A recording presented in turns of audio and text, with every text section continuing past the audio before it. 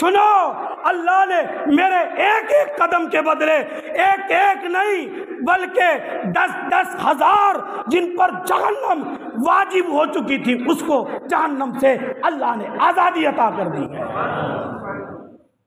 ہمارا کیا ہے؟ بولو نا، ہم تباہ نہ کر دیں، برباد نہ کر دیں۔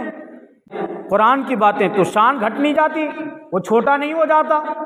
اب پھر کہیں کسی مجمع میں یا مسجد میں کبھی کسی کو بول دو کہ تم کو پہلا کلمہ سنانا ہے، دیکھو اس کے چہرے پر 12 بجتے ہیں اسی وقت، اور ایسا لگے گا کہ معلوم ہوتا ہے کہ اس کی پوری زندگی کی سلطنت میں نے مانگ لی ہے، پورا گھر مکان بلڈنگ دکان سب کچھ میں نے اس سے ہڑپ لیا ہے، میں اس پر ظلم کر رہا ہوں، ایسا لگے گا۔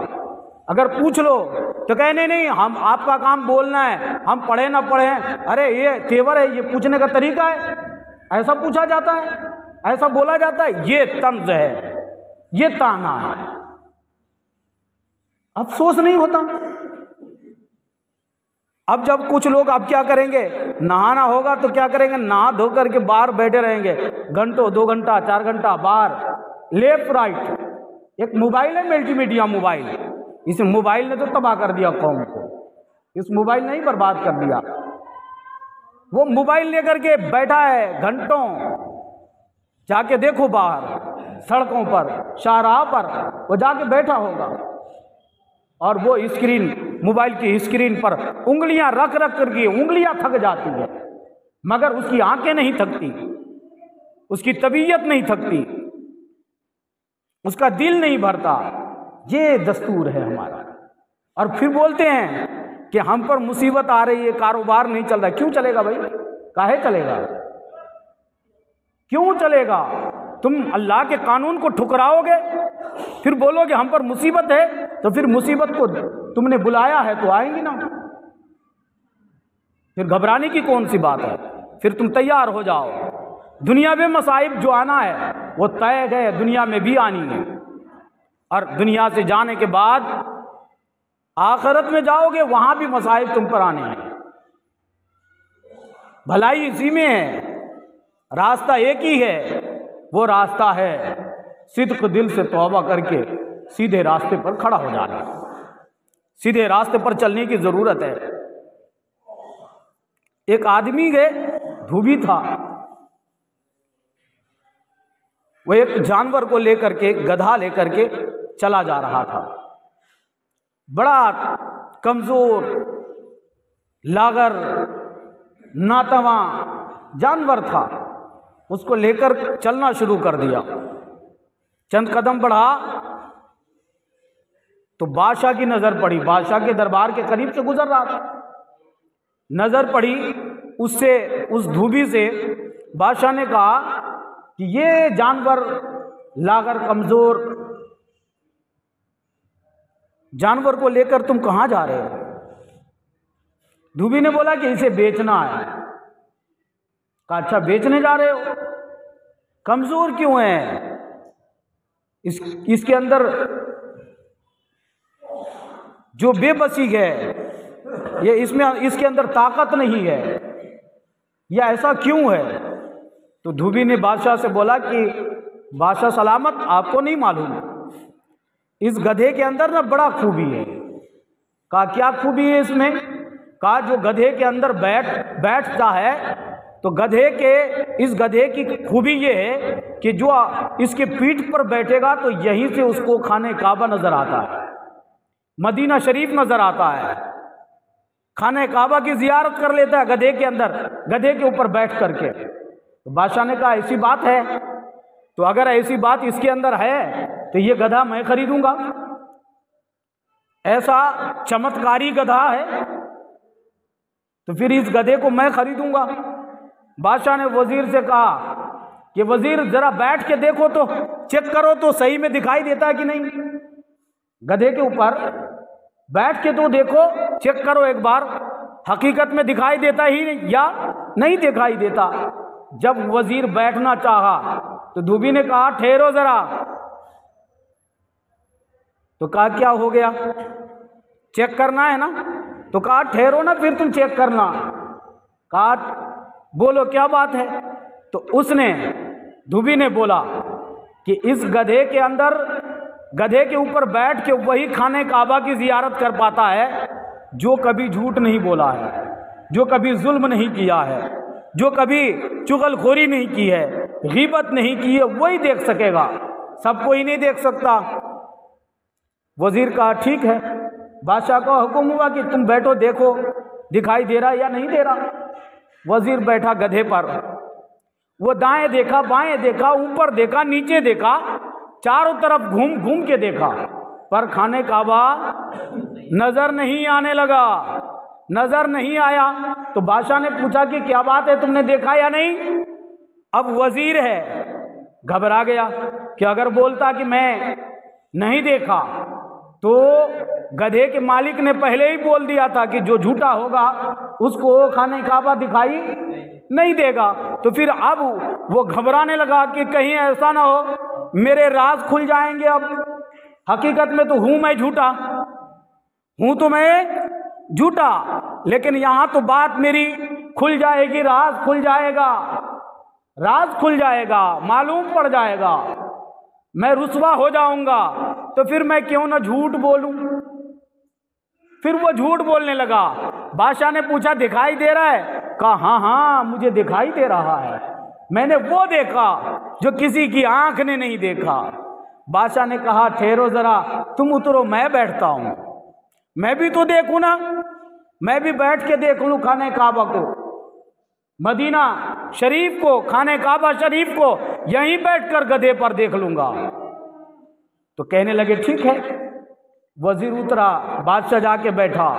بادشاہ کے لیے بھی وہی شرط، وہی اوپر نیچے دائیں بائیں چاروں طرف دیکھا، مگر بادشاہ کو بھی نظر نہیں آیا۔ رعایا تھی، سارے لوگ وہاں جمع تھے، لوگوں کا مجمع تھا۔ لوگوں نے پوچھا وقت کے شہنشاہ ذرا بتاؤ کیا تم نے خانہ کعبہ کی زیارت کر لیا گدھے پر بیٹھ کر؟ تم نے خانہ کعبہ کو دیکھ لیا، مدینہ شریف دیکھ لیے؟ تو بادشاہ کہنے لگا، وہ سوچ میں تردد میں پڑ گیا، سوچ و فکر میں غرق ہو گیا۔ اگر میں کہوں، اگر میں بول دوں کہ خانہ کعبہ نظر نہیں آتا تو یہ رعایا، یہ قوم، یہ لوگ سارے مجمع کے ہم کو کیا کہیں گے کہ بڑا جھوٹا ہے، اور حقیقت میں تو میں ہوں، ظالم تو ہوں، غدار تو ہوں، جھوٹ بولنے والا تو ہوں، دوسرے کے مال کو ہڑپنے والا تو ہوں، میں دوسرے کی زمین کو قبضہ تو کیا ہوں، لیکن پر اب اگر یہ راز تو میرے سینے میں ہے، اگر یہ سب کے سامنے کھل جائیں گے تو رسوائی ہوں گی، ذلت ہوں گی، پریشانی ہوں گی۔ بادشاہ بھی جھوٹ بولنا شروع کر دیا، کہا ہاں ہاں میں نے بھی دیکھا، میں نے بھی خانہ کعبہ کو دیکھا۔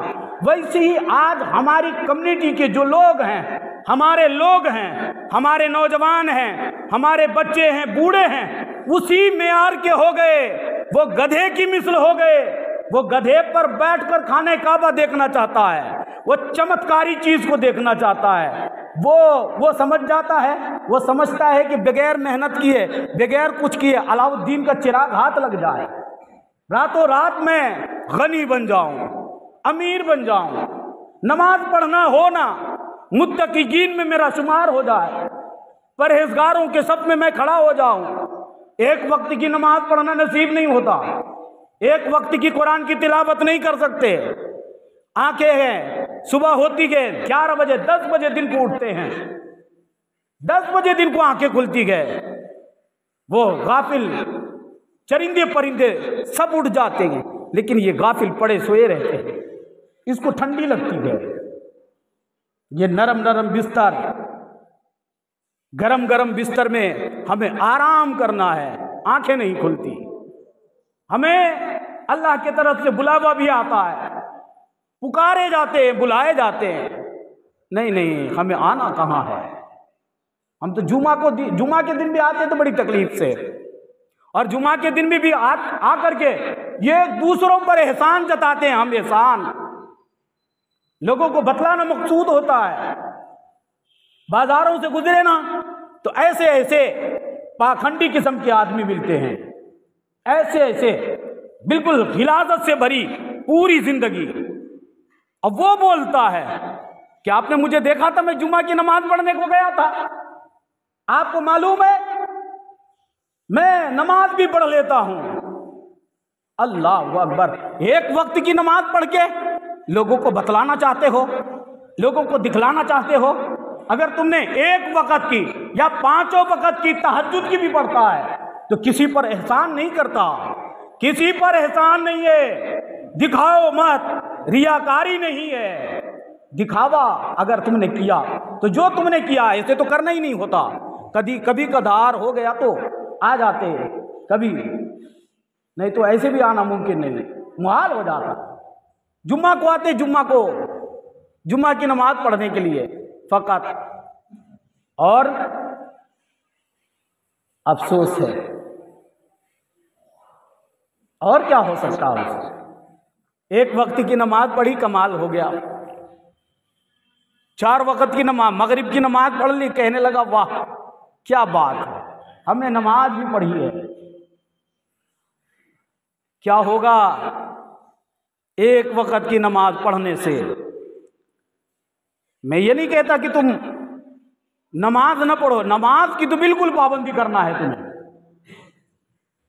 مگر تم نے کوئی نیکی کی تو کسی کو دکھاؤ مت, چھپا کے رکھو, اس کو پردے میں رکھو, کسی کو بتاؤ مت.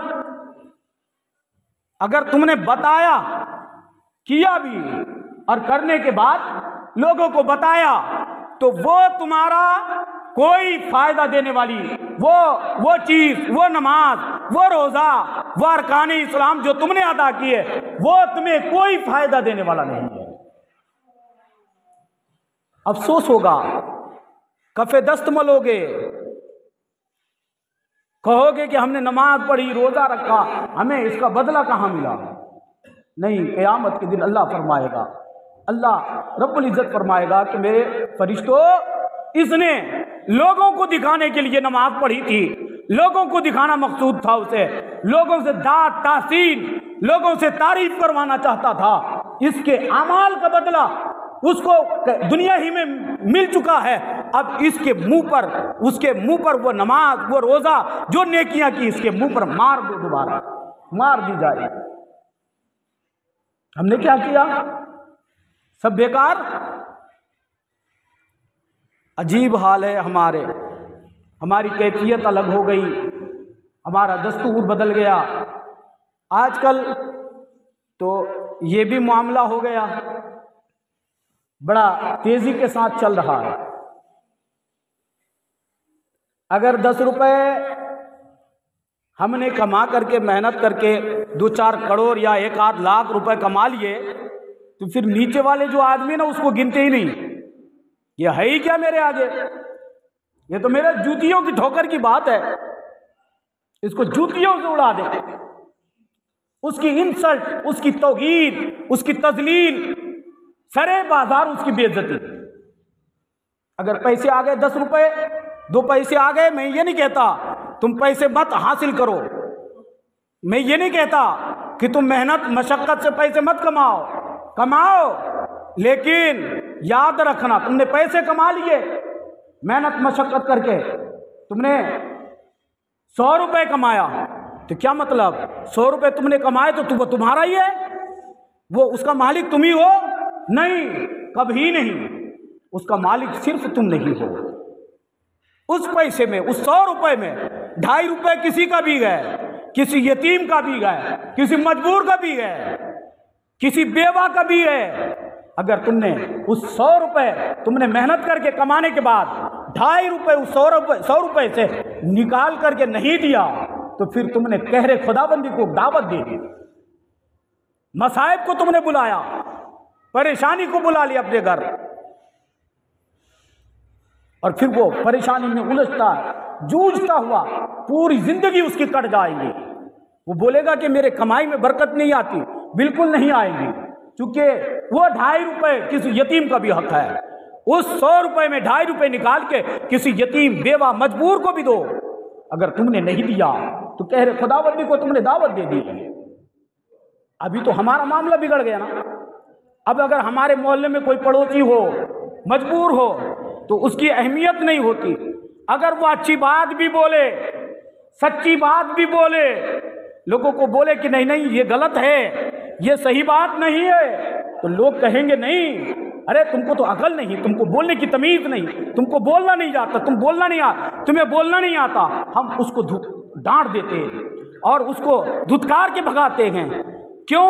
اس لیے کہ وہ بات سچی بول رہا تھا، بات صحیح بول رہا تھا، پھر بھی ہم نے اس کو ڈانٹ کے بھگا دیا، پھر بھی ہم نے اس کو پھٹکار لگا دی، کیونکہ ہم اس کی تمیز دیکھ رہے ہیں۔ کیوں؟ اس لیے کہ وہ غریب ہے، اس لیے وہ بے تمیز ہو گیا، اس کو بولنے کا سلیقہ نہیں پتا۔ کوئی پیسے والا ہو، کسی کے پاس سرمایہ ہو، کسی کے پاس 10 روپے ہو، تو سارے لوگ اس کی نوکری کرتے ہیں۔ لوگ کہتے ہیں کہ نہیں نہیں وہ غلط بھی بولتا ہے، اور وہ گندی بات بھی بولے گا، گناہ کے بعد بھی بولے گا، غلط فیصلہ بھی کر دے گا، تو بولے گا نہیں صحیح بات ہے، اس نے صحیح بولا ہے، یہ صحیح بتا رہا ہے۔ غلط بھی کرے گا تب بھی لوگ اس کو کہتے ہیں یہ صحیح ہے۔ اللہ اکبر! یہ معیار ہے ہمارا، یہ دستور ہے ہمارا۔ آج ہمارا پڑوسی ہم سے محفوظ نہیں ہے، بولو ہے؟ کبھی ہم نے دیکھا پڑوسی کسے کہتے پتہ ہے؟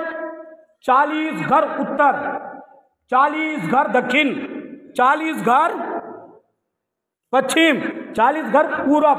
یہ کیا ہے؟ پڑوسی ہے تمہارے، یہ پڑوسی ہے۔ اور ان 40 دنا 80 دنا 160 گھر، یہ شرط نہیں لگایا، حدیث میں یہ شرط نہیں آئی کہ یہ ایمان والا ہے یا اہل حنود، یہ شرط نہیں لگایا۔ کیا لگایا؟ 160 گھر تم کھا کے سو رہے ہو، اور ان 160 گھر میں کوئی ایک آدمی بھوکا رہے۔ کیا سمجھتے ہیں؟ ہم نے پڑوسی کا بھی دل چیر کے رکھ دیا ہے، پڑوسی کو اتنی تکلیف دیتے ہیں۔ ایک قطرہ پانی کے آ جائے نا، اس کے گھر سے میرے گھر کی طرف پانی کے قطرے آ جائے، نہیں تھا راستہ چلا گیا تو کیا حرج ہے؟ اگر آ جائے تو ڈنڈا لے کر آ جاتے ہیں۔ کیوں؟ ہم جانتے ہیں کہ اس کے لڑکے نہیں ہیں، وہ ہم سے لڑ نہیں سکتا، ہم اس کے میرے برابر کا نہیں، تو ہم اس کو ڈانٹنا شروع کر دیتے ہیں، اس کو گالیاں نکالتے ہیں، اس کے پانی کے قطرات آنے نہیں دیتے۔ کیوں؟ ہم جانتے ہیں کہ وہ ہمارا جواب نہیں دے سکتا۔ یہ ہمارا دستور بن گیا، ایک پڑوسی دوسرے پڑوسی کے کلیجے نوچ رہے ہیں، کوئی بھی محفوظ نہیں، بھائی چارگی کا کوئی مسئلہ نہیں، کوئی مطلب نہیں، سب ہم نے بلا دیا۔ ارے ہم ایک زمانے میں امین تھے، امین، امانت دار تھے، کسی کو کہیں جانا ہوتا تھا تو ہمارے گھروں میں لا کر کے رکھتے تھے، اپنے اسباب، مال، دولت، عزتیں ہمارے حوالے کر کے چلے جاتے تھے۔ کہنے لگتے تھے کہ لوگ کہتے تھے کہ فلاں قبیلے میں ایک مسلمان رہتا ہے، کوئی ضرورت کے لیے کسی کو جانا رہتا تھا، لوگ کہتے تھے کہ فلاں جگہ پر فلاں گاؤں میں ایک مسلمان رہتا ہے، جاؤ اس کے حوالے اپنے مال کو، اپنی عزت کو حوالے کر دو، وہ محافظت کرتا رہے گا، اس کی حفاظت کرتا رہے گا۔ امین تھے ہم، امین۔ لیکن ہمارا آج کیسے ماحول بگڑ رہا ہے؟ اگر 2 پیسہ کسی نے کما کر کے بلڈنگ بنا لی، گھر بنا لیا نا، تو اب حسد سے سر نہیں کھلتے، ہمارے آنکھیں بند ہیں، ہم فراق میں لگے رہتے، فراق میں کہ اس کو کیسے دبوچیں، کیسے اس کو کیا کرے، تباہ کر دیں، کیسے کسی مقدمات کے نام پر، کسی لڑائی کے نام پر، کسی پریشانیوں کے نام پر اس کو الجھا کر کے اس کے مال کو جو اس نے کمایا ہے اس کو برباد کر دیں، اس کو برباد کر دیں، تخت و تاراج کر دے۔ یہ مصائب میں کیوں نہیں الجھتا، پریشانی میں کیوں نہیں گرتا؟ بولو صحیح ہے یا نہیں؟ ایسا ہو رہا ہے نہیں ہو رہا؟ ہم یہ سمجھتے ہیں یہ ایسا ترقی کیوں کیا، یہ گھر کیوں بنایا، اور ظاہر بات ہے اب اس کے پیٹ میں مڑوڑ پڑتا ہے نا، ایسے لوگ معاشرے میں ہوتے، اس کے پیٹ میں مڑوڑ پڑتا ہے، تو وہ کیا کرتا ہے؟ اب بولتا نہیں، چپ چاپ رہتا، گمگام۔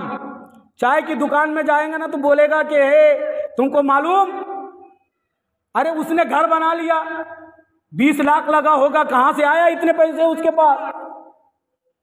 ضرور کوئی بلیک کام کر رہا ہے، ضرور کہیں سے اس کو بلیک مال ہاتھ لگے ہوں گے، ضرور کسی سے اس نے پیسے کہیں سے اڑا لائے ہوں گے، کہیں سے چوری کر لائے ہوں گے۔ اب ایک آدمی جو کچھ نہیں بول رہا تھا، پیٹ میں مڑوڑ تو پہلے ہی سے تھا، دل میں تو درد پہلے ہی سے تھا، اب اس نے ہوا دی تو چائے کی دکان میں بیٹھ کر بول جاتا، ارے میں بھی سوچ رہا تھا اس کے پاس اتنے پیسے کہاں سے آ گئے، میں بھی جان رہا تھا۔ اب وہ دونوں مل کر کے ایک ایسی شطرنج کی چال چلتا ہے کہ اس کو کسی طرح پریشان کر دیں، اس کو کسی طرح برباد کر دیں، کسی طرح اس کو پریشانیوں میں الجھا دیں۔ اب چند قطرے پانی کے گر جائیں تو پانی کیوں آ رہا ہے تمہارے گھر سے، میرے گھر کی طرف پانی کیوں آئے گا، کیچڑ کیوں ہوا؟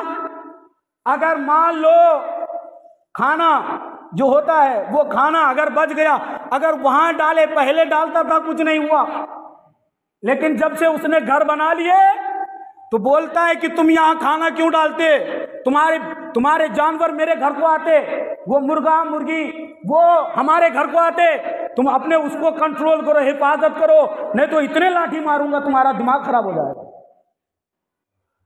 بولو صحیح ہے کہ نہیں؟ ایسا لوگ کرتے ہیں نا، کیوں ہو رہا ہے ایسا؟ اس لیے کہ اس نے گھر کیوں بنایا، گاڑی کیوں لے لی، مکان کیوں بنا لیے، وہ ترقی کیوں کر رہا ہے؟ تم نے کبھی یہ فکر کیا کہ وہ ترقی کر رہا ہے، کامیابی کی دہلیز پر وہ کھڑا ہو رہا ہے، تو اس سے ہم ڈبل محنت کریں گے، اس سے زیادہ ہم محنت کریں گے، ہم اس سے زیادہ کھیتوں میں کام کریں گے، اس سے زیادہ ہم ترقی کریں گے، اس سے زیادہ ہم نماز پڑھیں گے۔ کبھی یہ خیال آیا خیال؟ نہیں، ہمیں تو خیال نہیں آتا، ایسا خیال ہمارے ذہن میں نہیں آتا۔ ہم تو چاہتے کوئی ترقی کرے تو اس کو تباہ کیسے کریں، ہم اس کو برباد کیسے کرے، اس کی زندگیوں کو ویران کیسے کر دیں، اس کے بچوں کا قتل کیسے کر دیں، یہ ہماری سوچ رہتی ہے، یہ مزاج بن چکا ہے۔ لیکن آؤ حضرت علی کی بارگاہ میں، حضرت علی کرم اللہ تعالی وجہ الکریم ہے، میں وہ باتیں سنانے لگا ہوں جو آپ کے ضمیر کو جھنجھوڑے گا، وہ باتیں بتانے لگا ہوں جو آپ کے ایمان کو طاقت دے گا، جو آپ کے ایمان اسٹرانگ اور مضبوط ہو جائے گا، میں وہ باتیں بتانے لگا ہوں۔ حضرت علی کرم اللہ تعالی وجہ الکریم ہے، حضرت عثمان غنی ہیں، حضرت عثمان غنی رضی اللہ تعالی عنہ مسجد نبوی میں آتے ہیں، آ کر عرض کرتے ہیں، یا رسول اللہ علیہ السلام، کل آپ کی دعوت ہے، کل آپ کی دعوت ہے، میرے گھر تشریف لے جانا ہے۔ تو میرے نبی صلی اللہ علیہ وسلم کی شان کریمی تو دیکھو، مصطفیٰ علیہ السلام کی شان یہ تھی، جب کوئی کہتے تھے کہ آپ کی دعوت ہے تو حضور فرماتے صرف میری ہے یا سب کی یا کسی کی ہے؟ تو حضرت عثمان غنی نے آ کر جب کہا، یا رسول اللہ کل آپ کی دعوت ہے، تو نبی پاک علیہ السلام نے ارشاد فرمایا، عثمان صرف میری دعوت ہے یا اور کسی کی؟ کہنے لگے، یا رسول اللہ علیہ السلام میری، آپ کی دعوت تو ہے ہی، لیکن جتنے صحابہ ہیں سب کی دعوت ہے۔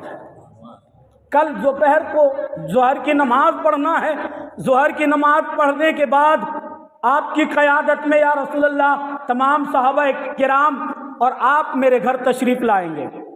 وقت طے ہوا، حضور علیہ السلام نے اعلان کر دیا، مسجد نبوی میں اعلان ہوا کہ عثمان کے گھر کل دعوت میں جانا ہے، ظہر کی نماز پڑھنا ہے، اور ظہر کی نماز پڑھنے کے بعد عثمان کے گھر دعوت کے لیے جانا ہے۔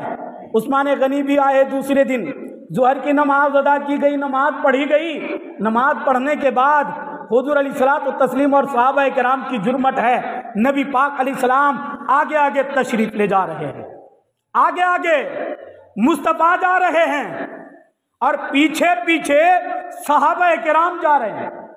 جیسے نبیوں میں، تمام نبیوں میں جیسے میرے نبی بہتر افضل ہیں، جیسے تمام نبیوں میں میرے نبی افضل ہیں، ویسے ہی جیسے تمام نبیوں میں میرے نبی کا جواب نہیں، اسی طرح نبی کی امت میں نبی کے علماء دین جو ہیں، وارثین ہیں، ان کا جواب نہیں۔ میرا نبی جواب لاجواب، اور پھر میرے نبی کے امتی جو ہیں، جو علماء ہیں، وہ لاجواب۔ اس لیے یہاں سے سبق ملتا ہے کہ جو علماء ہو، جو کوئی عالم ہو، کسی جگہ جانا ہو تو آپ آگے مت بڑھو، وہ عالم ہے اس کو بڑھاؤ، اس کے پیچھے تم چلو، آگے وہ چلیں گے۔ کمال تو یہ ہے۔ اللہ اکبر۔ حضرت عثمان غنی کہنے لگے یا رسول اللہ علیہ السلام، آگے آگے آپ چلیں، پیچھے پیچھے میں چلنے لگا۔ جب چند قدم چلنے لگے تو حضرت عثمان غنی حضور علیہ الصلوۃ والتسلیم کے قدم مبارک کو گنتے جا رہے تھے، حضور صلی اللہ علیہ وسلم کے قدم مبارک کو گنتے جا رہے تھے۔ کتنے قدم ہوتے میرے گھر تک حضور کا؟ یہ کون کر رہے ہیں؟ حضرت عثمان غنی قدموں کو گنتے جا رہے ہیں۔ چند قدم چلے، کچھ نکل گئے آگے۔ حضور نے فرمایا عثمان پیچھے پیچھے کیا کر رہے ہو؟ پیچھے پیچھے کیا کر رہے ہو؟ اب یہاں کچھ لوگوں کو شبہ ہوتا ہے کہ حضور کو علم نہیں ہے، علم غیب نہیں، حضور نہیں جانتے۔ معاذ اللہ، ایسا نہیں ہے، حضور جانتے ہیں۔ استاد نے کسی شاگرد سے پوچھ لیا بیٹا یہ بتاؤ کیا ہے، اس کا مطلب یہ نہیں ہوتا کہ استاد نہیں جانتا، استاد جانتا ہے پھر بھی پوچھا ہے۔ ویسے ہی جب مصطفیٰ نے پھر پوچھا پلٹ کے عثمان پیچھے پیچھے کیا کر رہے ہو؟ میرے نبی تو ایسا جیسا آگے دیکھتے تھے ویسے پیچھے دیکھتے تھے، کوئی چیز آڑ نہیں ہوتی تھی۔ وہ مصطفیٰ کی شان کریمی ہے، مصطفیٰ علیہ السلام کے لیے کوئی چیز پردہ نہیں۔ وہ جیسے آگے دیکھتے تھے ویسے، جیسے ہاتھ پیچھے ایسے دیکھتے تھے جیسے اپنی ہاتھ کی ہتھیلی کو دیکھ رہے ہیں۔ حضور نے فرمایا کہ پیچھے کیا کر رہے؟ کہنے لگے یا رسول اللہ آپ کے قدم مبارک کو گن رہا ہوں، آپ کے قدم مبارک گن رہا ہوں۔ کہنے لگے کیوں گن رہے ہیں؟ کہنے لگے یا رسول اللہ علیہ السلام آپ کے قدم مبارک کو گن رہا ہوں، اور ہر ایک قدم کے بدلے میں ایک ایک غلام آزاد کروں گا، ایک ایک غلام آزاد کروں گا۔ آج کے زمانے میں ایک غلام کی قیمت کیا ہے؟ کم سے کم 20 لاکھ 25 لاکھ 50 لاکھ ہوں گی۔ کتنی قیمت ہوں گی؟ 50 لاکھ۔ ایک غلام کی قیمت 50 لاکھ ہے۔ حضرت عثمان غنی کہتے یا رسول اللہ آپ کے ہر قدم کے بدلے ایک ایک غلام آزاد کروں گا۔ گنتے چلے گئے۔ اس دعوت میں حضرت علی بھی تھے، دسترخوان لگایا، لذیذ کھانے کھلائے۔ کھانا کھلانے کے بعد حضرت عثمان غنی نے ہر ایک قدم کے بدلے حضور صلی اللہ علیہ وسلم کے ایک ایک غلام کو آزاد کیا۔ آزاد ہو گئے حضرت علی کرم اللہ تعالی وجہ کریم۔ جب رات کو گھر لوٹے نا تو بیٹھ کے کونے میں جا کر رونے لگے۔ حضرت علی ایک کونے میں بیٹھ کر جا کر رونے لگے۔ سیدہ فاطمہ الزہرا آئی، کہنے لگی میرے سرتاج کیا ہو گیا؟ آج ہماری بیویاں ہم سے پوچھنے کو نہیں آئیں گی تم کیا پریشانی میں ہو، پوچھ نہیں سکتی، لیکن بار نبی کی بیٹی، بار حضرت علی کرم اللہ تعالی وجہ کریم کی جوزہ محترمہ، حسنین کی ماں، دیکھ کیسے اپنے سرتاج سے محبت کرتی ہے، کیسا پیار ہے۔ کہنے لگی میرے سرتاج مغموم نظر آ رہے ہو، کیوں پریشان ہو؟ کسی نے کچھ کہہ دیا، کوئی تکلیف آئی ہے، کوئی پریشانی ہے، کوئی ملال ہے، کیا درد ہے؟ اچانک حضرت علی کرم اللہ تعالی وجہ کریم کی آنکھیں رو پڑی، آنکھوں سے آنسو نکلے۔ سیدہ نے پوچھا کیا بات ہو گئی، کیوں رو رہے ہیں؟ کہنے لگے فاطمہ بڑا کمال ہو گیا، بڑا کمال ہو گیا۔ کہا کیا ہوا؟ کہا عثمان نے کل نبی پاک علیہ السلام کی دعوت کی ہے، اور دعوت میں اس نے لذیذ کھانا کھلایا، اور حضور کے پیچھے پیچھے چل رہے تھے، وہ حضور کے ہر قدم کو گنتے گئے، اور جب گھر تک پہنچے کتنے قدم ہوئے؟ ہر ایک قدم کے بدلے ایک ایک غلام آزاد کیا۔ تمنا دیکھو حضرت علی کی۔ کہنے لگے سیدہ کاش اگر ہمارے پاس بھی دولت ہوتے نا تو میں بھی حضور کی دعوت کرتا، حضور کو ایسے ہی دعوت کرتا، صحابہ کرام بھی آتے، میں بھی حضور کے پیچھے آتا، حضور کے قدم مبارک کو گنتا جاتا، اور جب میرے گھر تک جتنے قدم بنتے ہر ایک قدم کے بدلے میں بھی غلام آزاد کرتا۔ لیکن سیدہ ہم تو غریب ہیں نا، میرے پاس پیسے نہیں ہیں نا، مفلسی نے گھیر لیا ہے، کئی دن کے فاقہ ہیں ہمارے پاس تو کھانے کی کوئی چیزیں نہیں۔ اللہ اکبر۔ سیدہ فاطمہ الزہرا رضی اللہ تعالی عنہا حضرت علی کرم اللہ تعالی وجہ الکریم سے کہنے لگتی سرتاج مغموم نہ ہو، رنجیدہ نہ ہو، اللہ ضرور انتظام فرما دے گا۔ چند دن گزرنا تھا، حضرت علی کرم اللہ تعالی وجہ الکریم کے پاس سیدہ فاطمہ الزہرا آتی ہیں، کہتی ہیں میرے سرتاج جاؤ نا، نبی آخر الزمان سرور کون و مکان صلی اللہ علیہ وسلم کو دعوت کر کے آؤ۔ حضرت علی کرم اللہ تعالی وجہ الکریم اٹھے اور پھر مسجد نبوی میں داخل ہوئے، کہنے لگے یا رسول اللہ کل آپ کی دعوت ہے میرے گھر۔ میرے نبی کی تو عادت کریمہ تھی نا، میرے نبی پوچھ لیا کرتے کہ صرف میری دعوت ہے یا سب کی؟ تو حضور نے پوچھا علی صرف میری دعوت ہے یا سب کی؟ کہنے لگے یا رسول اللہ اس کا علم تو مجھے نہیں ہے، میں گھر جاؤں پلٹ کے سیدہ کو پوچھ کر کے آؤں کہ آپ کی دعوت ہے یا سب کی؟ حضرت علی کرم اللہ تعالی وجہ الکریم پلٹ کے گھر گئے، اپنی شریک حیات اپنی بیوی سیدہ فاطمہ الزہرا کے پاس پہنچے، کہنے لگے میری شریک حیات میری جوزہ محترمہ ذرا یہ بتاؤ مصطفیٰ علیہ السلام نے میرے نبی نے پوچھا ہے کہ صرف حضور کی دعوت ہے یا سب کی؟ تو سیدہ کہنے لگی کہ علی اسی طرح دعوت دینا جیسے عثمان نے دعوت دی ہے، اسی طرح دعوت دینا جیسے عثمان نے دی ہے۔ سیدہ فاطمہ الزہرا کے کہنے پر حضرت علی پھر پلٹ کے آئے مسجد نبوی میں، کہنے لگے یا رسول اللہ میرے ماں باپ آپ کے قدم مبارک پر، آپ کے نالین پاک پر قربان، یا رسول اللہ جیسی دعوت عثمان نے دی تھی رضی اللہ تعالیٰ عنہ ویسی دعوت میں آپ کو دے رہا ہوں، جتنے صحابہ ہیں ان سب کی دعوت ہے اور آپ کی دعوت ہے۔ کل دوپہر کے وقت جانا ہے، حضور علیہ السلام نے اعلان کر دیا مسجد نبوی میں کہ کل دعوت جانا ہے علی کے گھر کل دعوت جانا ہے۔ طے ہو گیا وقت، ظہر کی نماز پڑھی گئی، ظہر کی نماز پڑھنے کے بعد حضرت علی کرم اللہ تعالی وجہ الکریم حضور کے پیچھے کھڑے ہو گئے، حضور آگے آگے چلنے لگے، صحابہ پیچھے پیچھے چلنے لگے، چلتے گئے اور حضرت علی حضور علیہ السلام کے قدم مبارک کو گنتے گئے یہاں تک کہ گھر تک پہنچے، دسترخوان لگایا، گھر میں کیا ہے؟ 3 سوکھی روٹیاں ہیں، 3 سوکھی روٹی گئے اور کچھ بھی نہیں گئے، دسترخوان لگایا گیا، دسترخوان سجائے گئے اور وہ 3 سوکھی روٹیوں کو توڑ کر کے دسترخوان میں رکھ دیا گیا، اور حضرت علی کرم اللہ تعالی وجہ الکریم کھانا پیش کرنا چاہتے تھے، لوگ صحابہ کو کھانا کھلانا چاہتے تھے۔ اتنے میں سیدہ نے آواز لگائی علی ذرا مجھ سے ملاقات تو کر لے، ایک بار میرے پاس تو چلے آ۔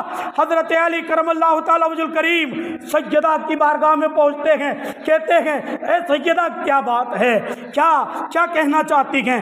کہنے لگتی ہیں کہ سیدہ کہتی ہیں علی دیکھو یہ پتیلی ہے، اس میں کھانا ہے، اس کے اندر ہاتھ ڈالو اور لوگوں کو کھلاتے جاؤ، لوگوں کو بانٹتے جاؤ۔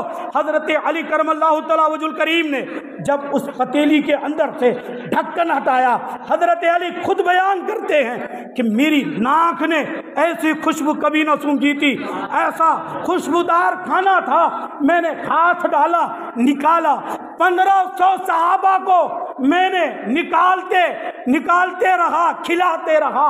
جب سب شکم سیر ہو گئے، جب سب کو کھلا دیا تو پھر سیدہ نے بلایا، علی ذرا مجھ سے ملاقات تو کر لے۔ میں پلٹ کے گیا، کہنے لگا اے میری شریک حیات بتاؤ کیا بات ہے۔ حضرت علی پوچھنے لگے، بی بی میری شریک حیات، میری جوزہ، ذرا یہ بتا دو یہ کھانا کہاں سے آیا ہے، یہ کھانا کیسا کھانا ہے، یہ کیسا کھانا؟ میں نے کبھی زندگی میں نے دعوتیں بہت کھائی، لوگوں کو کھانا بہت کھلایا، لیکن ایسا لذیذ کھانا کبھی نہ پایا، اے کھانا کہاں سے آیا؟ تو وہ کہنے لگتی کہ جب آپ دسترخوان لگا رہے تھے تو میں جانماز بچھا کر رب کی مشیت کو آواز دے رہی تھی، رب ذوالجلال مانا کہ ہم مجبور ہیں، غریب ہیں، ناتوا ہے، میرے پاس کھانے کے لیے روٹی نہیں گئے، میرے پاس کھانے نہیں گئے، میرے پاس کچھ بھی نہیں گئے، رب ذوالجلال دعوت میں نے تیرے محبوب کی کر دی ہے، لیکن اے رب ذوالجلال تو ہی انتظام فرما دے۔ اتنا کہنا تھا تو جبریل علیہ السلام نے فرمایا، جبریل علیہ السلام سے رب ذوالجلال نے فرمایا، جبریل ابھی سدرا پر بیٹھنے کا وقت نہیں، اترو جنتی کھانا لے کر سیدہ کے گھر پر پہنچا دو۔ وہ جنتی کھانا تھا، سب کھا لیے، شکم سیر ہو گئے، اب سب کو کھلا دیے گئے۔ اب حضرت علی کو خوش ہو جانا چاہیے۔ ہمارا کیا ہے، اگر کسی نے ترقی کر لی اس کو مٹا دو، برباد کر دو، یہ خیال نہیں آیا۔ حضرت عثمان غنی نے ایک نیکی کی، حضرت علی کہتے ہیں کہ میں اس سے بہتر کرتا ہوں، نیکیوں میں بہتری سوچو۔ پھر حضرت علی کونے میں بیٹھ جاتے، سر کو پکڑ لیتے، پھر رونے لگتے، گڑ گڑاتے۔ حضور نبی پاک علیہ السلام نے حضرت علی کرم اللہ تعالیٰ وجہ الکریم سے ارشاد فرمایا، علی اب کیا ہو گیا، اب پریشان کیوں؟ جنتی کھانا بھی سب کو کھلا دیے، پھر اب پریشان کیوں؟